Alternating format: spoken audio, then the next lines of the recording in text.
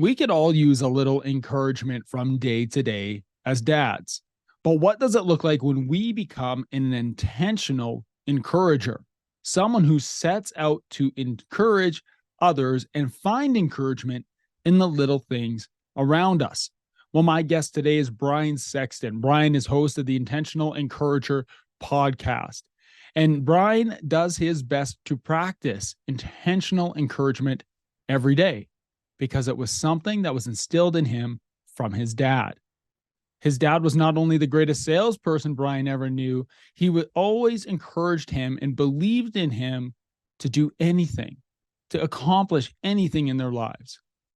Now, I would hope that each of us hopes that our kids grow up to say that my dad believed in me. My dad believed that I could do anything I set my mind to. Well, today, Brian is going to share with you how you can become the intentional encourager that your kids need. Powerful episode with some useful tips on what you can do right now to set your kids up for success so that they can become encouraged and motivated and inspired to be more like you, a dad making a difference. This conversation with Brian Sexton starts right now.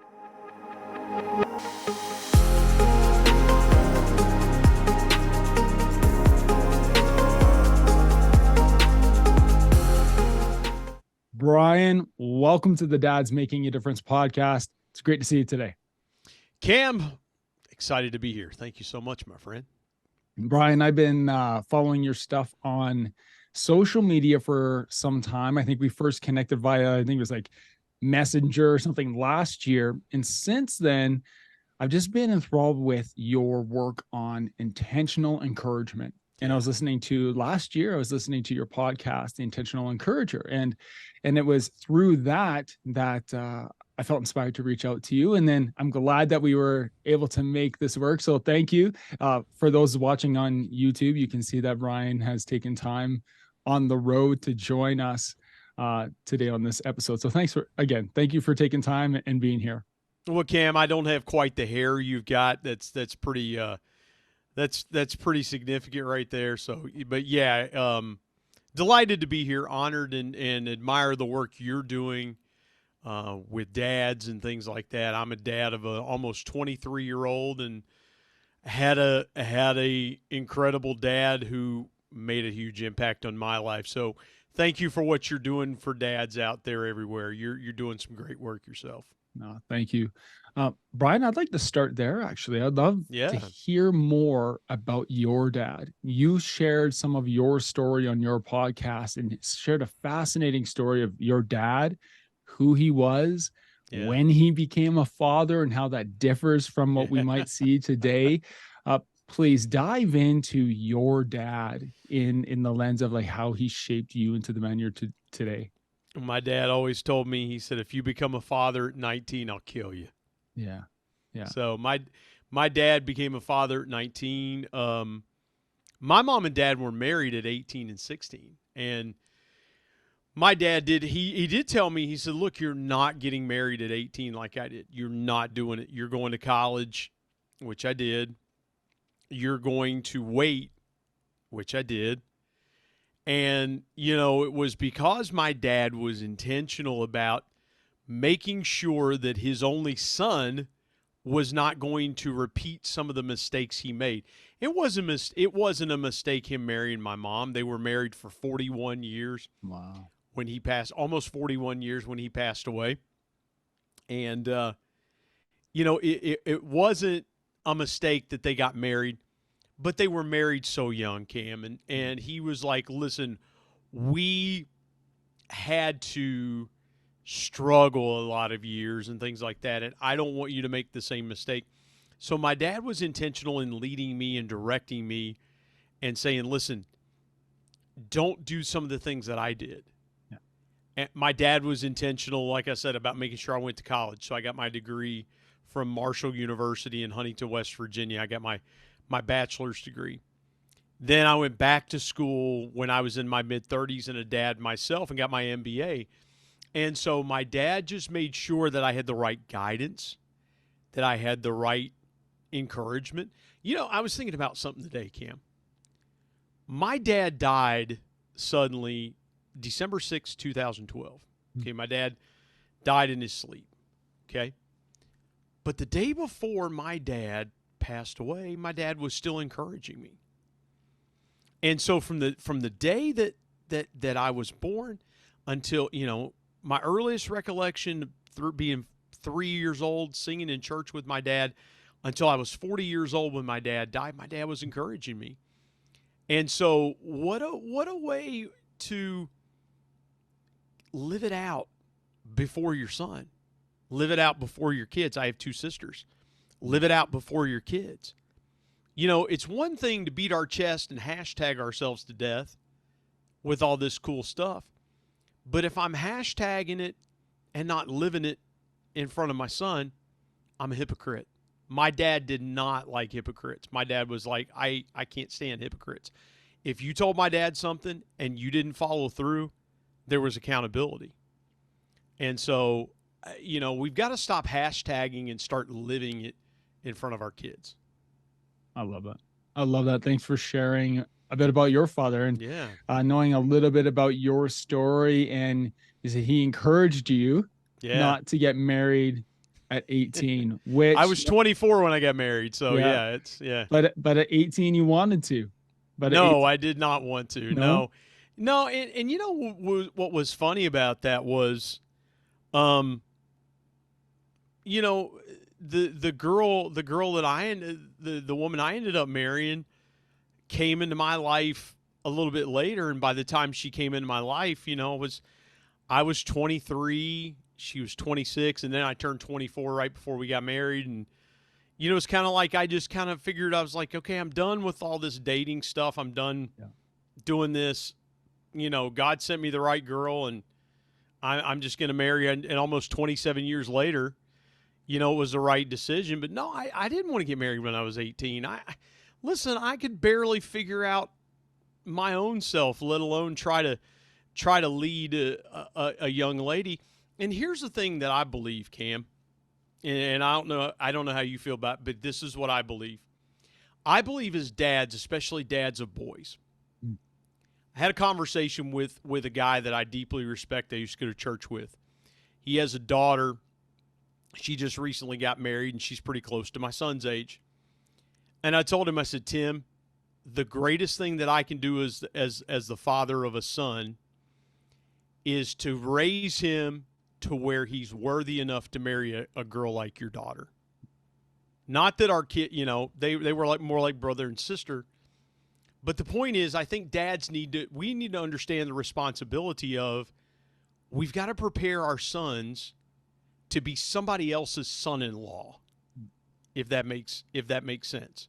Absolutely. So we're not just raising them to be men, we're raising them to be somebody else's son-in-law. Some dad is going to walk his daughter down the aisle to my son. My son's going to be standing there in a church at an altar, and some dad is going to give the most precious gift that he has, his daughter, to my son to be his wife. I got to make sure he's ready for that responsibility. It's quite the task, right? It's quite the task in front of us. I have a son. I have a son who just turned 9. And so I also have a daughter who's 11. So on both sides of it, I'm thinking about, who do I want my daughter to end up marrying? What kind of man do I want her to be with? And what kind of man do I want my son to become? And there's oftentimes, as a father, I look at that and I'm like, oh man, I don't have the skills right now. How can I turn him into that man, when I feel that so often as dads, we look at ourselves in areas where we might lack. Well, I don't have this wisdom, or I don't have this experience. But in everything that I've heard you share, and what I've heard on your podcast and reading through your work, is that this idea of intentional encouragement and what it means for dads to be intentionally encouraging their sons.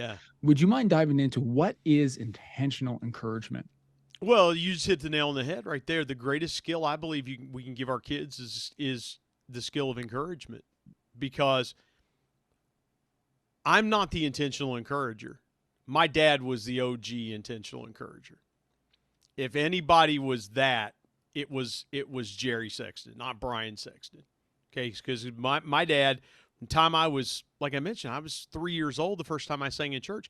My dad always made me believe that I could do anything that I wanted to do.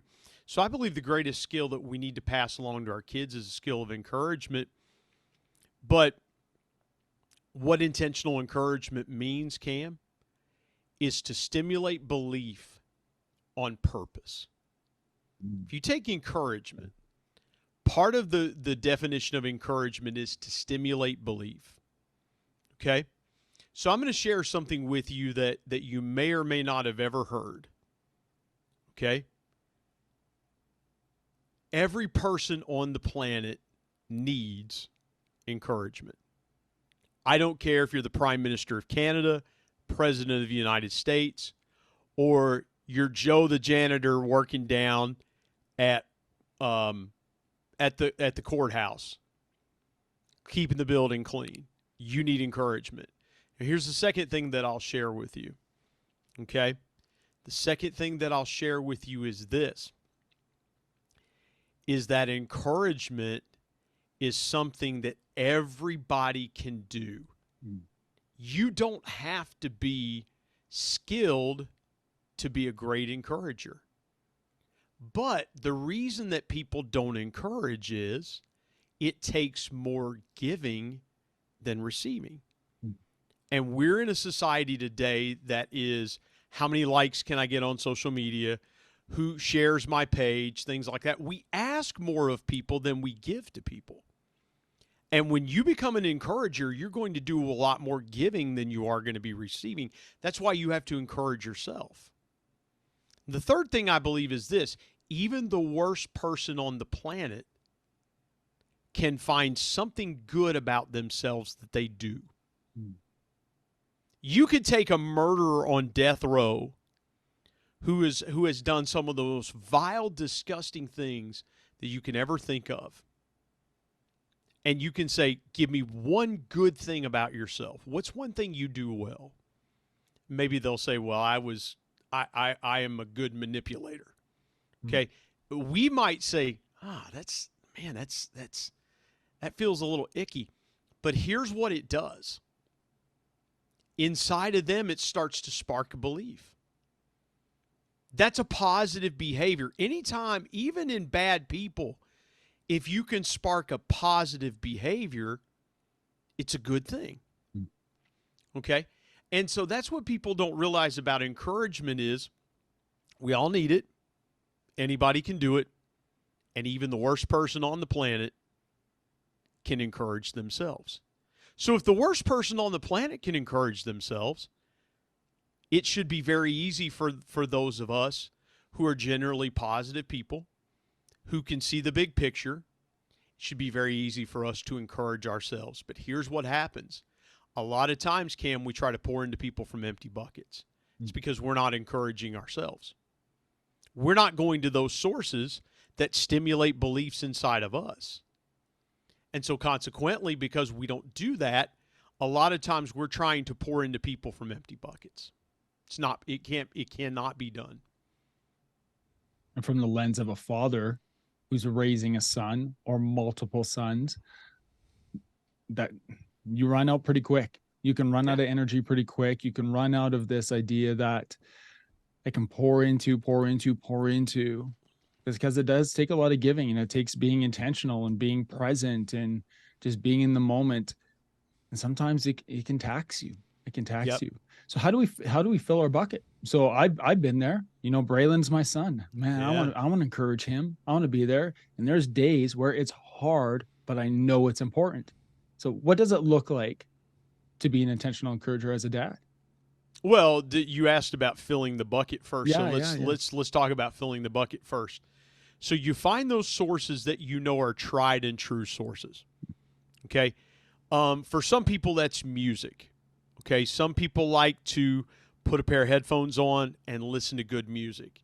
If that's a source that encourages you, go to that source often. Some people like to read. Some people like to meditate. Some people like to pray. Whatever source that you find that when you go to that source, time and again, it provides what you need, go to that source. Okay? It's just like turning on the water fountain in your house, turning the spigot on.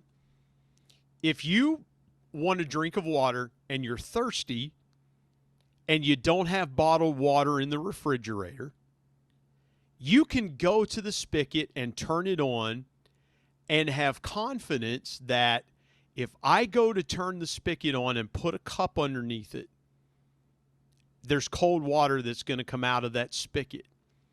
I know when I'm thirsty, at worst, this thirst can be quenched.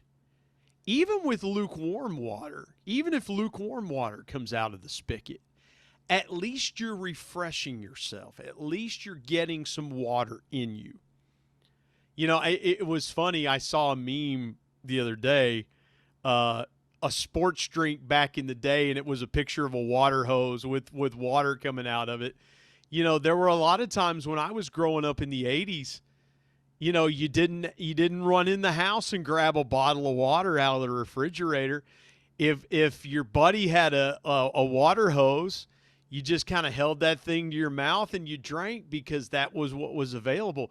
Sometimes you got to take in what's available. Okay. Even if the first 20 feet of it is warm. Yeah, I mean, because those things were like the hoses back in the day, Cam. They were like heaters, man. They heated that water up. It's like, oh, this is hot. But again, it satiated you for the moment. Whatever's available to you that will encourage you, take it. And then when you can get to that source that is more refreshing, then that's where you can really sit down, take it in, things like that. And so encourage yourself that way. How do you encourage your kids?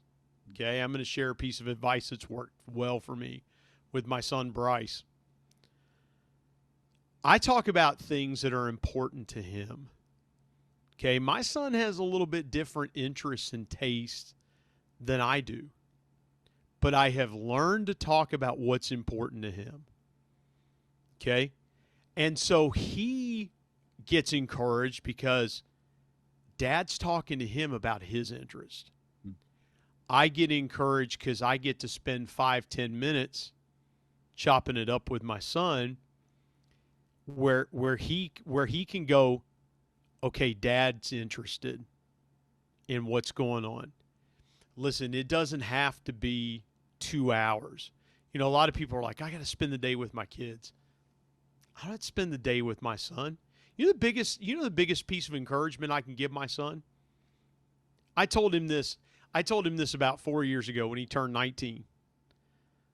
I said, listen, my days of telling you what to do, or when he turned 18, he turned 18. I said, my days of telling you what to do are over. You're an adult. But here's what I'm going to do for you. I'm going to be here to help you. I'm going to be here to give you some guidance. Okay? If you're going to make those decisions, you know, understand you still live with your mom and I, and you're always welcome here. I expect to not have to tell you to keep your room clean, turn music down, be respectful. I shouldn't have to tell you those things. Those are givens. But here's what I will tell you. When I see you getting out of line, I'm going to look you in the eye, and I'm probably going to be a little hard. I'm probably going to come at you straight up. And there have been times that it's gotten real between us. But he knows, you know what, he's trying to prepare me to be a man. Yeah. Dad's going to be straight with me. And you'll find out, Cam, with Braylon, your son, those times they get to be 16, 17 years old, they start feeling themselves, right? I did when I was 16 or 17, 18, 19. I was feeling myself a little bit with my dad. Yeah. And you know, I can remember my dad and I kind of getting into a shoving match. I was about 21 or so. I was feeling myself. I'm like, come on. that would have been a horrible mistake because I'm like my dad in the sense that if my kid would try me, I'd be like, listen, I'll die before you'll Yeah. take me. Yeah. Very But similar. again, those times come. But the biggest thing that we can do is just, if I get 10 minutes with my son, be all in for those 10 minutes and leave him going, I'm satisfied that dad was all in on this conversation. And so those are the biggest things that I could, if I could share with dads of teenagers going into young adults, just be all in conversation. Eye contact with your kids is so important. If you don't have enough respect for them to look them in the eye, you're going to teach them not to look other people in the eye. I demanded that of my son. You know why? Because when my dad talked to me, he demanded it of me. Mm-hmm. It's respect. It's like, I care enough about this conversation. You and I are not in the same room, but I'm trying to look you in the eye because it's the ultimate form of respect. Right. And so, again, understand that, if you're a dad, expect your kids to look you in the eye. They'll tell on themselves. You look them in the eye hard enough, man, with younger kids. Yeah. They'll tell on themselves like, hey, Dad, I got to come clean with you on something. Yeah. Eyes get big. Yeah. You become a great interrogator without interrogating them. It's a beautiful thing. It's so true. I can look at Braylon and say, Braylon, look at me. His eyes are kind of off to the side. I said, no, I want you to look at me in my eyes right now. And I want you to tell me what happened. And he'll look at me and he won't even have to say anything. And I know what happened, but I want to hear you say it, man. Hey guys, I wanted to take a moment and talk about our community of DMD brothers in the DMD Mastermind. We are men who help each other to stay focused and intentional in our pursuits of personal, professional, physical, financial, emotional, and spiritual growth. We are a community of men who bring courage, wisdom, and transparency to unfiltered conversations that challenge us to be more impactful men, to be dads making a difference. We do this through our online and in-person events where men come together to speak into each other's lives and then turn around and do the deep work to create change in their families, in their businesses, and in the community around them. If you are wondering if this community might be right for you, you can find more information on the DMD Mastermind, and you can also book a call directly with me at dmdmastermind.com. Now, let's get back to our show. Cam, are you a sports fan? I am a sports fan. I love sports. So I got to tell you a quick story. So in 2015, my son's Christmas present, my son is a huge Duke University basketball fan. Oh, okay. He's a huge Duke fan, okay? So for Christmas one year, we got him before his freshman year of high school. The summer before his freshman year of high school, he went to Duke's basketball camp. Amazing. And I heard something that Coach K said to those kids. And it was something that it was so powerful. He was talking to these kids. He said, listen, I have some expectations. He said, number one, when a coach addresses you, you're going to look them in the eye. He said, but here's what you can expect. Those coaches are going to look you in the eye. Right. He said, when I'm talking to LeBron James and Kobe Bryant, this was before Kobe Bryant's passing, he said, they understand the expectation. We look each other in the eye. He said, the second thing that's going to happen is in the next couple of days, you're going to write a letter to home. And you're going to thank whoever made it possible for you to be here. You're going to thank them for the sacrifice they made to get you here. He said, the third thing you're going to do is, he said, you're going to shower every night. You're going to keep your body clean. You can't play well if you're dirty.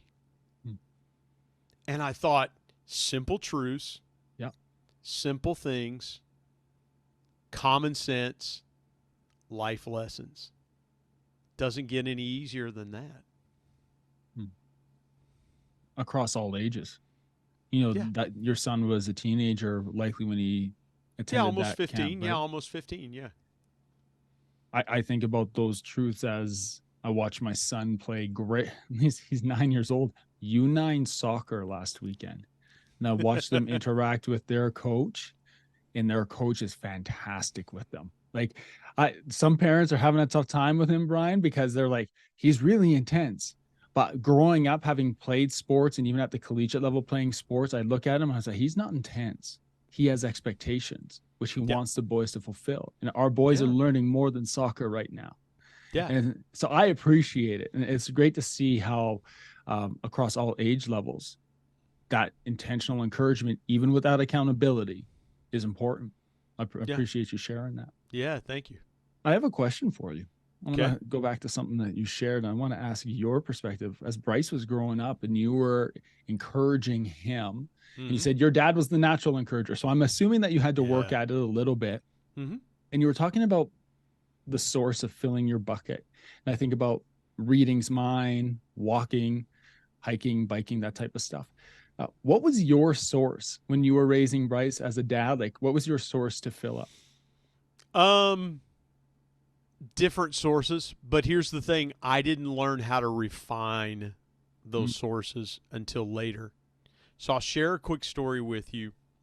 And the concepts, I like to put stories behind them because it makes them more relatable. After I lost my dad, I was still traveling some. I was traveling quite a bit. And I would say something to Bryce. I would share something with him. I'm like, listen, in case something happens to me, I got to give you this. And when he was 16, I did that one day, and he looked at me and he said, dude, you're freaking me out. mm, He said, you've just added gas to the fire. I'm like, what do you mean? He goes, man, he said, every time you've told me that, I think you're going to die tomorrow. Here he lost his pap, my dad, suddenly. yeah. It's already in the back of his mind, Cam. And now here I am adding gas to the fire. So I didn't refine the Mm, encouragement with him until later on. I had to refine it in myself first. So those sources for me were conversations that I had with other people or conversations I had with my dad. Those were great sources of encouragement. For me, I pull encouragement from a lot of different places. Music, again, I mentioned music. I'll read something on social media that will be, I'm like, now that's a good piece of intentional encouragement. So I've learned to pull, and it's almost like a spreadsheet, if you will. When you're managing a company or something like that, you're pulling data from different points on that spreadsheet, and mm, not all the data is relevant to you, but you do the filtering on Excel and you filter out what you need, what you got to have. And you go, yeah, that's it. That's what I got to have. So I pull encouragement from a lot of different sources. I read the Bible, I pray, I sing, I have good conversations. I might hear something funny. I like laughter. I might hear something funny that encourages me. And then I'm going, okay, that's encouragement. I can use that. That's a piece of encouragement. I can use that. I might be walking around Walmart, see something like, oh, dude, last night I was at a discount store and I found a pair of shoes for like $8. Like, that's cool, yeah. man. That gets me going. Like I didn't need a pair of shoes, but I saved money. I was like, yeah, that's encouraging because, I'm in a position where it's like, okay, um, I can buy these shoes and not worry about it breaking the bank. That encouraged me. Yeah. Going to church on Sunday encouraged me. It's just these little things. It's not one source, it's many sources. You know, it would Right. be like saying you can only breathe clean air in Niagara Falls. Yeah. So everybody's running to the Canada side, not the U.S. side, Canada side. and not realizing that, you know what? Clean air's all around you. I can breathe clean air in the dirtiest city in America or the dirtiest city in the world if I put a mask on and I intentionally put some good clean oxygen in it. I don't have to be influenced by the environment around me when I understand what I need myself. That makes sense. Mm-hmm. Wow. You're sharing, and as you're speaking, I can't help but come to this thought process of you've worked at this. Like you said, it took some refinement, and Mm-hmm. you've worked at this because you've just mentioned these little things that you acknowledge in your day or in your travels that encourage you. That's an encouragement. This is an encouragement. This meme, this event, this interaction. We're moving so fast in today's world. I think a lot of people are missing those little interactions. They're missing those little cues, those little encouragements. What tips do you have for the dads who feel like they're moving a mile a minute on how to train themselves, more or less, to refine that process of identifying that encouragement, those little things? Well, I'm going to show you. So right behind your right shoulder, there's a picture. Mm-hmm. I bet if you turned around and looked at it right now, you'd start to smile. I'll smile right now. Yeah. Yeah. Okay? It's the small things. Okay? I can pull up my phone right now. So it makes I'll show you guys my phone real quick. So I've got on my phone, you might not be able to see it.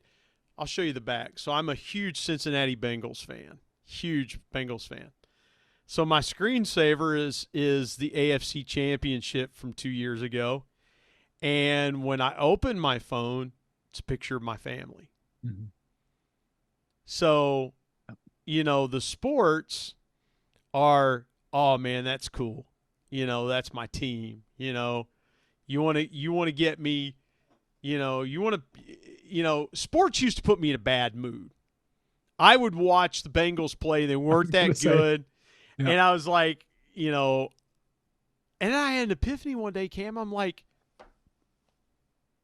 I didn't put pads on today. Right. I wasn't in a car wreck, on 65 or 70 plays, because they say playing offensive lines like being in a car wreck. Yeah. And so I'm like, well, I didn't have anything to do with that loss. Why am I getting so upset about it? I can look at the back of my phone and it makes me smile because, like, training camp's starting this week. That makes me smile. But what thrills my heart and thrills my soul is looking at a picture of my wife, seeing my son. That's what does it for me. Absolutely. I know here in a couple of hours I'll FaceTime my family, check in. We're all good. Yeah. So what I would tell people is look around you.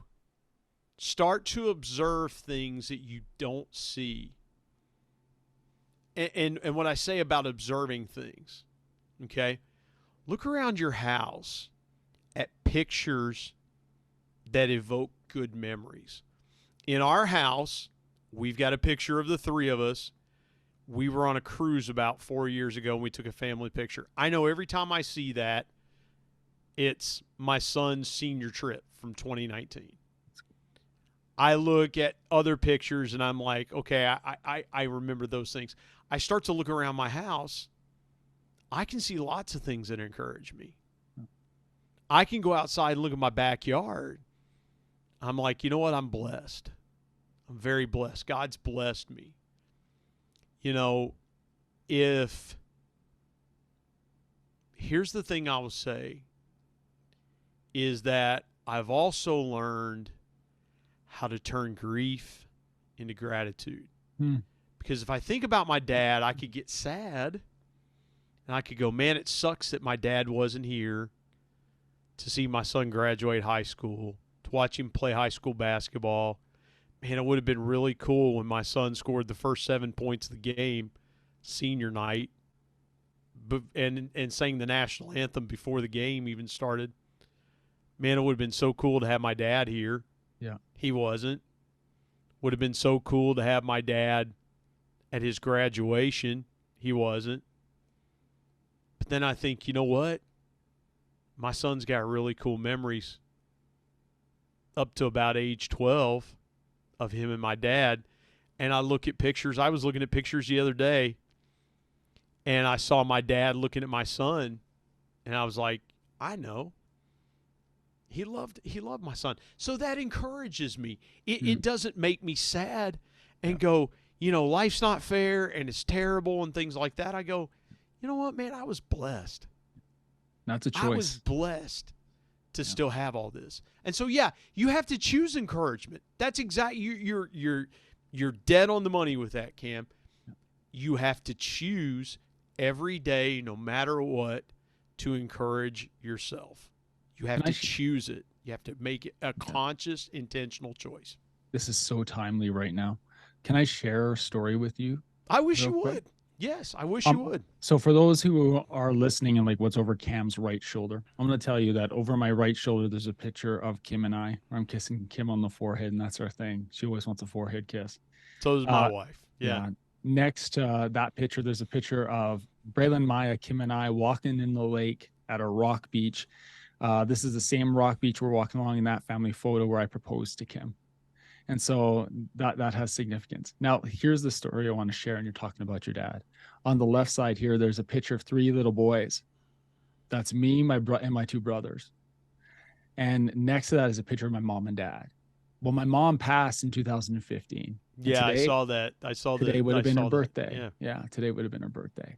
And it's an important choice that I could say, what would have been, what could have been, today. But it's a choice to say, I'm so grateful for the times that we had.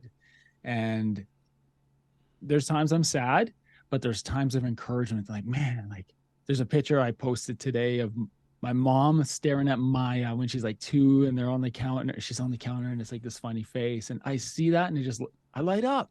It's encouragement to know that just even for that short amount of time in Maya's life, my mom was there. And so it's cool. I appreciate you sharing about your dad. It just makes it very real for me, especially on today. So thanks for sharing that. Well, you know what the thing about it is, Cam, love doesn't fade, and here's what I thought as you were sharing that story about your mom. Your mom took to her dying breath. Yeah, she loved you and your brothers. Mm-hmm. But man, oh man, my mom and dad, my dad told me something the night my son was born. He's like, it's not about you anymore. Yeah. I thought he was just like just bringing the atomic elbow down on me, or like the people's elbow, like it used to be on WWE or something like that. And I'm like, man, that's not right. But my dad was trying to tell me, listen, it's not about you anymore, in the sense of you got to put yourself aside because you're a dad now. Right. And so, but I know beyond a shadow of a doubt, and again, you're just describing Mia and your mom looking at each other. The minute your mom took her last breath, she was full of love for your daughter. Yeah. And that doesn't change. That carries on. Your daughter may not remember her grandma, but boy, oh boy, your mom didn't forget. Yeah. Your mom didn't forget. And so that's a beautiful thing. And so that's encouragement. That's what I'm talking about. Just those little simple things. Could be a picture, could be handwriting. I've got a letter that my dad wrote to my wife and I before he died. I'm like, I got to hold on to that letter, because my dad's like, here's how I feel. Here's how I feel. Okay, cool. So no matter how old I get, no matter how long I live, I'll always know, okay, this is how my dad felt. Because that didn't stop the day he died. It continued on. If my dad could parachute back for 5 minutes. I've always thought about this. I don't know if you've ever thought about this with your mom. I always thought about this with my dad. If my dad came back for 5 minutes, first thing I would do is I'd hug him and I'd say, thank you. Mhm. And then I'd pull out my phone real quick and go, check out your grandson. Yeah. Yeah. I would just say thank you. Thank you. I love you. Here's your grandson. Mm. Because I don't think I told my dad thank you enough. I know I didn't. And that's, the book I wrote in 2020, People Buy from People. It's a tribute to my dad. It's kind of that, thanks for telling me all the stuff you told me, and thank you for teaching me things you didn't think you were teaching me. That's Mm. it. And so that's encouragement to me as well too. Excellent. Man, thank you for sharing. You've shared so much. I'm looking at the notes that I've been taking as you've been talking, and three of the biggest takeaways. Everyone needs encouragement. Everyone can do it, and everyone can encourage themselves. With that as a filter right now, closing off this conversation, what encouragement or tips or anything would you have for dads right now who are, in the trenches, raising sons, raising daughters? Uh, where can they start with building this practice of intentional encouragement? Look your kids in the eye. Love it. Look your kids in the eye. Powerful. Be present. All in. Well, Eye I, contact. I want to think about this for a minute Mm. because I want to be very thoughtful and reflective and really deliver some great value to dads out there. Look your kids in the eye. And so there's three things I would say. Look your kids in the eye. Number 2, love their mom. If you're married to their mom, treat their mom good. You know, I always say whoever Bryce ends up marrying, she's going to be very lucky because she's got Tanya Sexton as a mother-in-law. She's got my wife as a mother-in-law. My wife's a rock star. She's going to have the girl my son marries is going to have the best mother-in-law on the planet. She's not going to have to worry about, I can't stand my mother-in-law. Yeah. I love my mother-in-law. My wife's going to be even better than the mother-in-law I have. And so, look your kids in the eye and just be honest with them. That's the third thing I would say is be honest. Love their mom and be honest. Always be honest with your kids. I'll tell my son and be like, you may not like this, but here's the truth. Here it is. Be honest with them. Because your kids, I don't care how old they are, and trust me, my initials are BS. You put 2 and 2 together. Your kids can see right through stuff, Cam. Yeah. And so I try to be honest with my kid, with my son. There are times that I come across, again, like I use the wrestling reference, like the atomic, the atomic hammer. It's like I come off the top rope and I'm just, loaded like I'm going to body slam him. But sometimes, the truth is not always sunshine and candy. Sometimes the truth has to be this and this. But the older your kids get, you have to be willing to hear the truth from them. Mm. A lot of times as dads especially, we get so much bravado that we're like, come on, kid. When you've done this and you've done this and you put food on the table and you put a roof over my head, then you can tell me something, and we miss it from our kids. Our kids love us, and they're trying to be truthful with us. We shouldn't be so macho that we can't hear the truth from our kids. Truth goes both ways. Truth is a two-way street. We should be able to hear it as much as we give it. Mm-hmm. So I would just tell look them in the eye, love their mom, tell them the truth, but also be willing to receive the truth from them as well too. That was one of the hardest things when my son told me, he's like, Dad, you're freaking me out. Mm-hmm. It's hard because all I wanted to do was just prepare him and just make sure he was ready. But I didn't realize I was adding gas to the fire in a negative way. And I should have been a little more sensitive, and I should have been a little more aware of what I was doing. Thank you for sharing that. Yeah, of course, Wow, absolutely. those are three. I'm writing those down right now. To be intentional, make a choice to do these three things. Look my kids in the eye, love their mom, and be honest with them. And my kids are at not quite at the point where I think they're going to just turn around and want to like tell me how it is and be honest, but to be prepared for when that happens. Thank you for challenging me to do those three things. And I hope the guys listening to this are challenged to do those three things Yeah. after they listen to this. Um, Brian, thank you so much for taking Cam, what an time. honor. Thank you, man. What an honor. I love what you're doing and trying to help dads become better men. And, you know, goodness gracious, man, we sure need dads like we've never needed them before to step up and be those leaders in their kids' lives and in the home and in our society. So thank you, man. I'm grateful to you for the time. Appreciate it. Brian, if someone wants to connect with you, find out more about you and your mission, where can they do that? Yeah, so I'm on Facebook. You can either search the Intentional Encourager podcast, and it still lives on. I've just taken a little bit of a break. Yeah. But you can find me on Facebook, LinkedIn at Brian Sexton MBA, on Twitter at Brian Sexton 13.